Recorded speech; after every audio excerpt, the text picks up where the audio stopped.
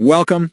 Have you ever looked at a brand and just wondered, how did they do that? What's the secret sauce that separates a good product from a truly iconic one? Well, it's not magic. It's a strategy. And today, we're going to open up the Brand Builders Toolkit and show you the actual blueprints behind those legendary brands.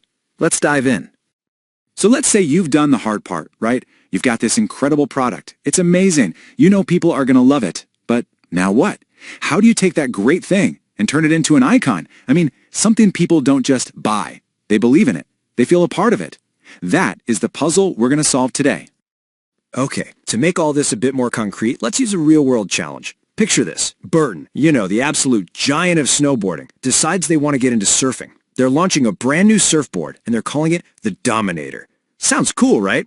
But here's the thing. They're the kings of the mountain. But the ocean? That's a whole different world. So how do they make the Dominator a huge success?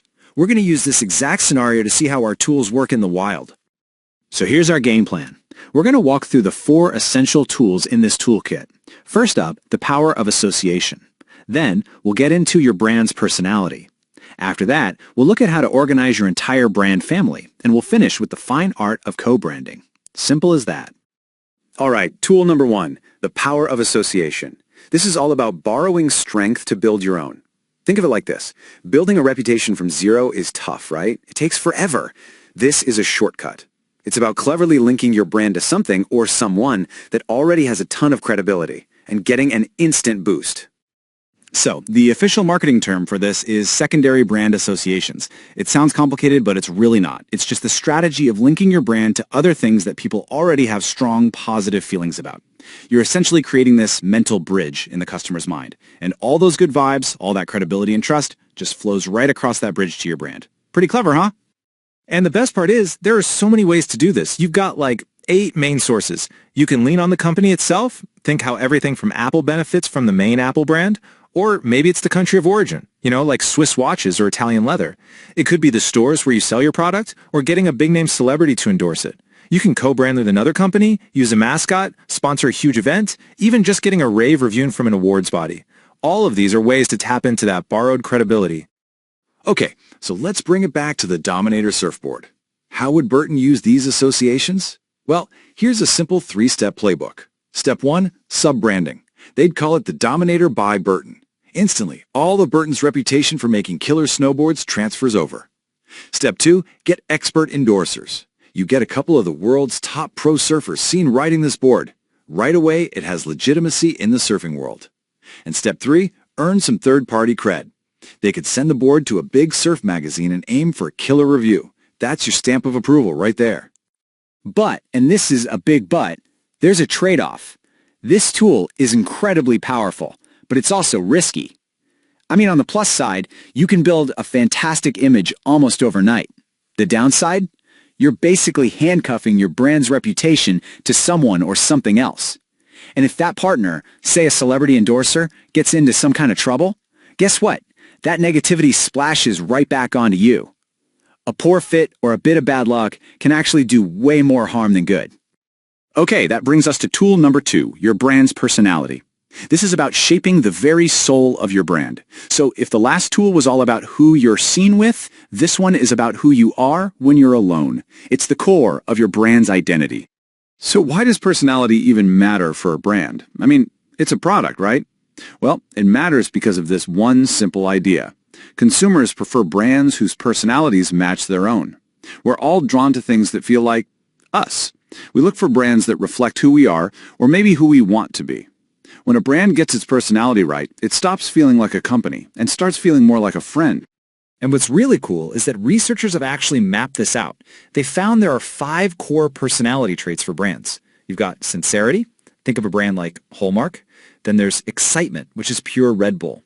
Competence, that's a brand like Toyota. You just know it's going to work. Then you have sophistication, like a fancy luxury brand. And finally, ruggedness, like a good old pair of Timberlands. The most powerful brands, they usually pick one of these and just own it.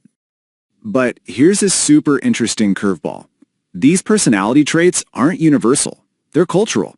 So while that 5-trait model works great in, say, the US, it changes elsewhere. In Japan, for instance, ruggedness gets swapped out for peacefulness. And in Spain, they add a whole new dimension, passion. It's just a fantastic reminder that building a global brand means you've got to speak the local language, culturally speaking.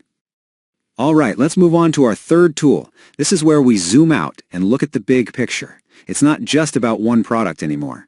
Once you've got a whole family of products, you need a plan. You need an architecture for your entire brand portfolio. And really, there are three main ways companies do this. First, you have the house of brands. Think of a company like General Mills. You buy Cheerios, you buy Lucky Charms, you probably don't even think about the parent company. The big advantage here is that if one brand has a problem, it's contained. It doesn't sink the whole ship. On the flip side, you have the branded house. This is like GE or Heinz, where that main corporate name is on absolutely everything. It's super efficient for marketing, but if one product fails, it can taint the entire brand. And then there's the middle ground, sub-branding. Think Kellogg's Corn Flakes. You get the trust of the Kellogg's name, but the product still has its own identity. It's a nice balance. Now, inside these brand families, you'll almost always find what's called a flagship brand. This is the star player. It's the one product that best represents what the whole company is about. You know, it's often the bestseller or the most famous one, like the Toyota Camry or the Mercedes S-Class. It's more than just a product, it's the standard bearer for the entire company. And that leads us perfectly into our fourth and final tool. And this one is a bit more advanced. We're talking about the art of co-branding. This is way more than just a simple partnership. This is a full-on strategic alliance, where two brands come together to create something brand new that neither could have made on their own. Now, you gotta know, co-branding is a high-stakes gamble. It's absolutely high risk, high reward. The upside? It's huge. You can get into new markets super fast, you can split the marketing costs, you get access to a whole new audience. But the risks, they're just as big. You give up a ton of control over your brand image, and if your partner drops the ball or has some kind of scandal, their failure becomes your failure. It's a big deal. So how do you pull this off without it blowing up in your face? Well, it really boils down to a few key things. First, both brands have to be strong to begin with. You can't have one weak partner. Second, the partnership has to make sense. It needs to be a logical fit that customers just get. Your values have to be aligned, you have to be chasing similar goals, and this is crucial. Get everything in writing in a rock-solid contract. You tick all those boxes, and you might just have a massive hit on your hands. So there you have it, the Brand Builder's Toolkit. 4 powerful tools, using association to borrow credibility, shaping a distinct personality, organizing your entire brand family, and the advanced art of co-branding. You've got the whole set now. So, I'll leave you with a question to think about. The next time you're out and about, take a look at the brands all around you. Which company's brand architecture do you admire the most? And more importantly, can you figure out why?